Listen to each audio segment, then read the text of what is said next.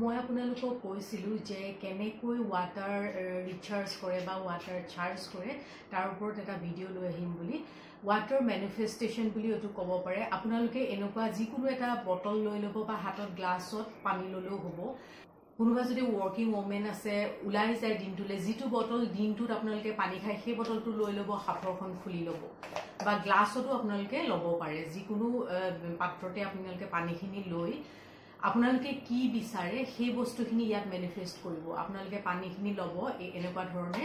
লৈ পেলাই পানীখিনিলে চাবও দৰকাৰ নাই জাস্ট ইমানখিনি এৰিয়াত এনেকে পানীখিনি থব থোৱাৰ পিছত আপোনালোকে ক'ব যে মই বহুত শক্তিশালী মোৰ বহুত সুখ আছে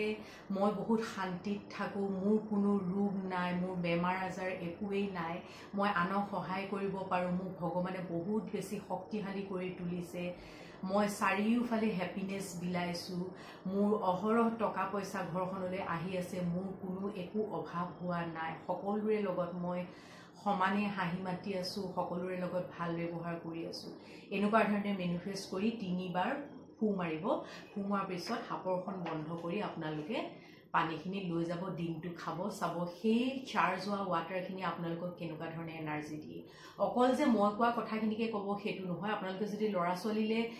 ম্যানিফেষ্ট কৰিব খুজিছে তেতিয়া হলে ক'ব লৰা ছোৱালীয়ে যিটো বটল স্কুললৈ লৈ যায় সেই বটলটো ল'ব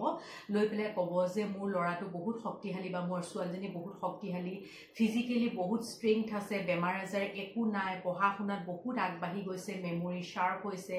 হিহত সুখত আছে খুব আনন্দত দিনটো পাৰ কৰি সব হৈ যোৱা বুলি আপোনালোকে ম্যানিফেষ্ট কৰিব খুব শান্তিৰে আছে খুব সুখী হৈ আছে পঢ়া শুনাৰ প্ৰতি আগ্ৰহ বাঢ়িছে স্বাস্থ্য ভাল হৈ গৈছে এনেকুৱা ধৰণে ম্যানিফেষ্ট কৰি 3 বাৰ